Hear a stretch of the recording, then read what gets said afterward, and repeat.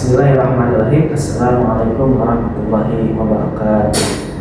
Alhamdulillahilladzi arsala rasulahu bil huda wa dinil haq liyudhhirahu 'ala dini kullihi wa kafaa billahi shahida. Asyhadu an la ilaha illallah wa asyhadu anna Muhammadan 'abduhu wa rasuluh alladzi la nabiyya illa rasuluhu.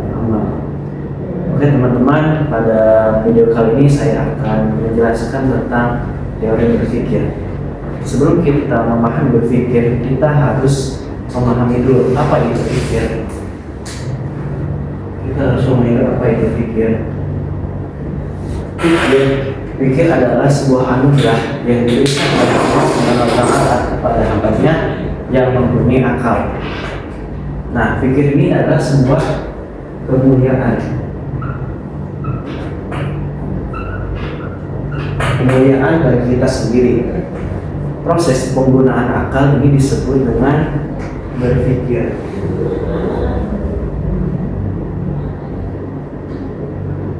Nah, ketika kita berpikir, kita akan menghasilkan sebuah pikiran.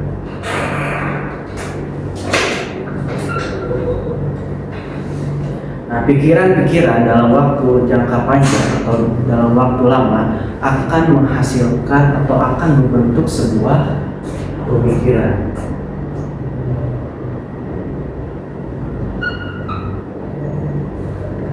Nah, pemikiran ini adalah bagian dari jiwa kita. Di dalam jiwa kita itu terdapat, di dalam jiwa kita terdapat sebuah sikap, karakter, dan kepribadian.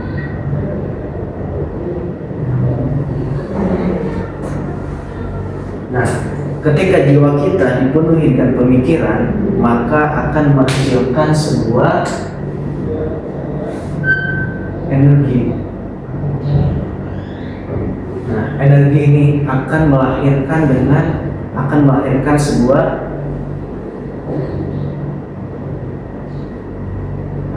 sebuah dorongan. Nah, dorongan ini akan muncul sebuah motif atau motivasi. Apa itu motivasi? Alasan atau niat seseorang dalam bertindak. Nah, ketika energi, dorongan, dan motivasi ini diulangi secara terus-menerus, akan terekam dalam alam bawah sadar. Nah, ketika kita mengerjakan secara terus-menerus, maka akan otomatis terekam dengan di alam bawah sadar. Maka berpikir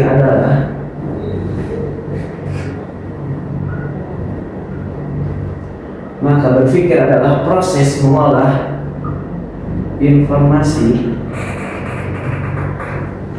atau data atau perjuangan ikhtiar dalam mengendalikan atau melawan hawa nafsu kita. Apa tujuannya? Tujuannya agar kita taat kepada Allah Subhanahu wa Ta'ala dan bisa berbakti kepada orang tua. Bagaimana bentuk taat? Yaitu dalam ketika kita melakukan perintah Allah dan menjauhi larangannya. Nah, proses berpikir itu ada 7 tahapan.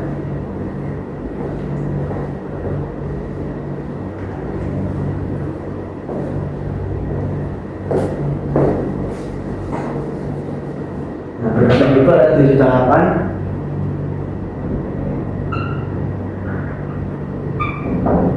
Yaitu yang pertama itu berpikir taat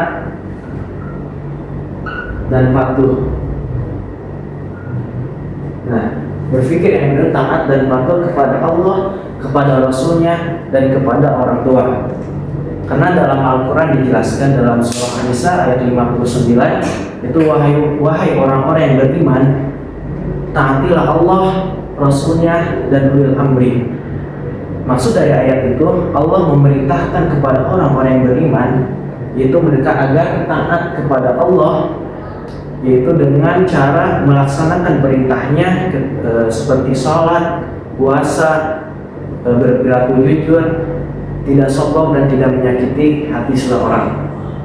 Kemudian Allah memerintahkan kepada orang yang beriman agar taat kepada Rasulnya. Dengan cara apa? Dengan cara mengikuti ajarannya dan mengikuti hidup sesuai dengan ajaran Rasulullah SAW.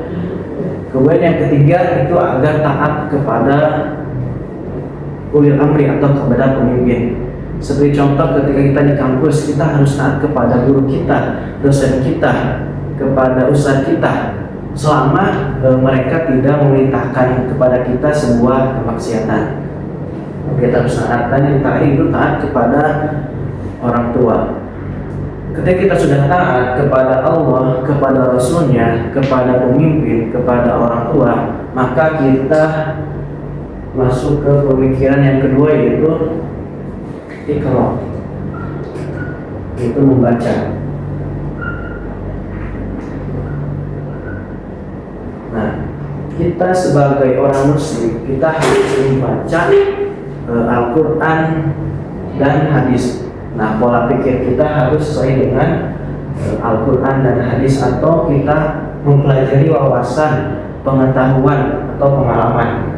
Nah, ketika pola pikir kita sudah sesuai dengan Al-Quran dan hadis, kita masuk kepada pola berpikir yang ketiga, yaitu penghayatan.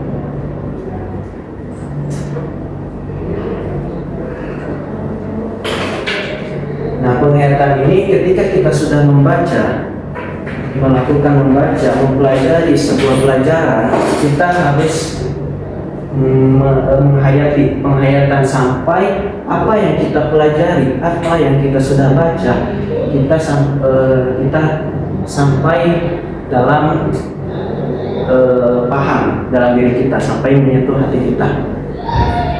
Ketika kita sudah melakukan penghayatan, maka kita masuk ke berpikir yang keempat, yaitu fighting. Fighting itu mengendalikan atau melawan hawa nafsu kita sampai apa? Sampai kita berperilaku akhlakul karimah.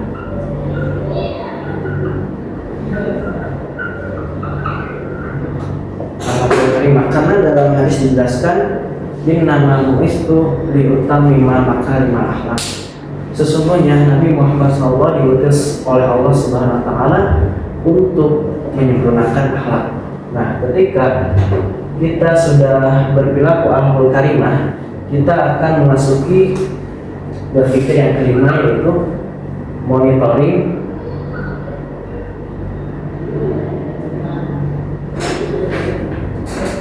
atau bisa disebut dengan muhasabah.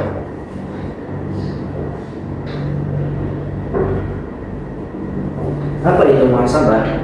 Muhasabah itu akan mengevaluasi diri kita atau mengintrospeksi diri kita, apakah pola pikir kita salah atau benar, atau pola pikir kita sudah sesuai dengan Al-Quran atau hadis, Al-Quran dan hadis atau belum. Ketika pola pikir kita mengalami kesalahan atau kita melakukan kesalahan, kita akan melakukan dengan yang 6A dan 6B. Ketika kita melakukan pola pikir kita salah, tidak sesuai dengan Al-Quran dan hadis, maka kita melakukan dengan taubatan nasuha. Ketika sudah pola pikir kita sesuai dengan Al-Quran dan hadis, maka kita memasuki dengan 6B, yaitu istiqomah.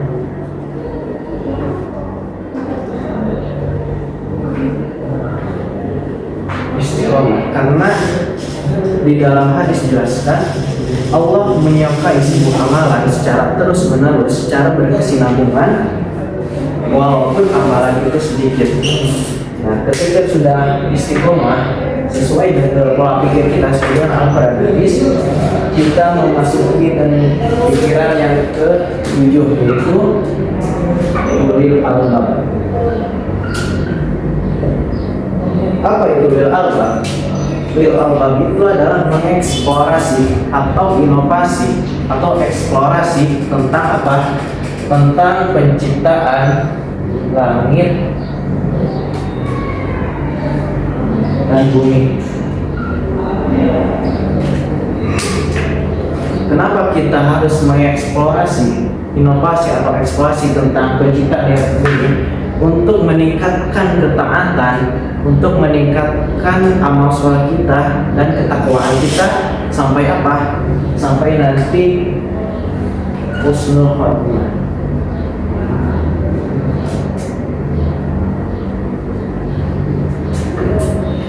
Nah, inilah kita saya sudah menjelaskan teori tentang berpikir. Itu ada 7 tahapan. Saya akan mengambil sebuah kesimpulan. Nah, berpikir itu adalah sebuah anugerah yang diberikan oleh Allah Subhanahu wa taala kepada hambanya atau kepada manusia yang memiliki akal.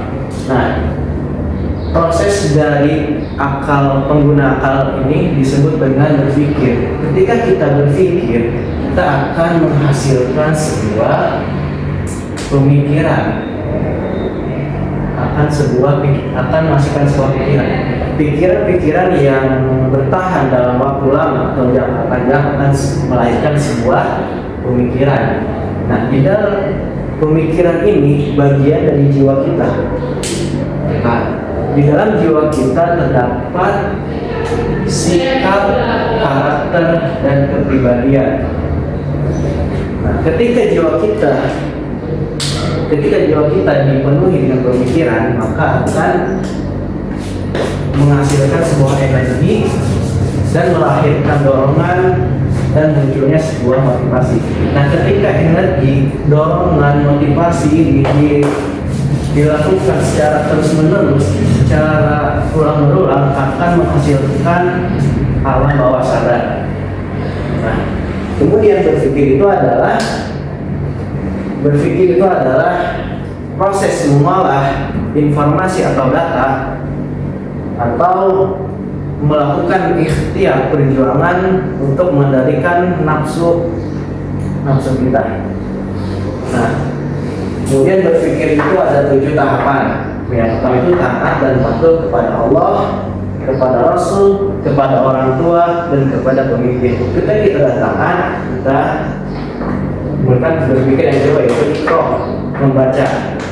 Nah, ketika pola pikir kita sesuai dengan Al-Quran dan hadis, kita masuki dengan pikiran yang ketiga, itu penghayatan. Apa yang kita sudah pelajari, apa yang kita sudah baca, kita harus melakukan penghayatan sampai kita paham apa yang sudah kita pelajari. Ketika sudah paham, kita masuk ke pemikiran yang ketiga yaitu fighting atau kulubun, dengan cara mengendalikan atau melawan hawa nafsu kita sampai apa? Sampai berperilaku akhlakul karimah. Kemudian setelah itu kita masuk ke berpikir yang kelima yaitu monitoring muhasabah. Kita harus mengintrospeksi diri, mengevaluasi diri selama apakah pola pikir kita sudah benar atau belum. Ketika pola pikir kita salah dan enggak sesuai dengan hadis Al-Quran dan hadis, maka kita akan melakukan 6 ayat itu taubatan nasuha. Ketika pola pikir kita sudah sesuai dengan Al-Quran dan hadis, maka kita lakukan dengan istiqomah. Ketika sudah istiqomah, kita masuk ke berpikir yang ketujuh yaitu ulil albab. Apa itu ulil albab? Ulil albab itu mengeksplorasi atau inovasi tentang penciptaan langit dan bumi. Untuk apa? Untuk meningkatkan keimanan kita, ketakwaan kita, meningkatkan amal soleh kita. Untuk apa? Untuk sampai husnul khotimah. Nah, itulah sedikit penjelasan dari saya tentang berpikir dan 7 tahapan berpikir. Mungkin ini yang bisa saya sampaikan, kurang lebihnya mohon maaf. Assalamualaikum warahmatullahi wabarakatuh.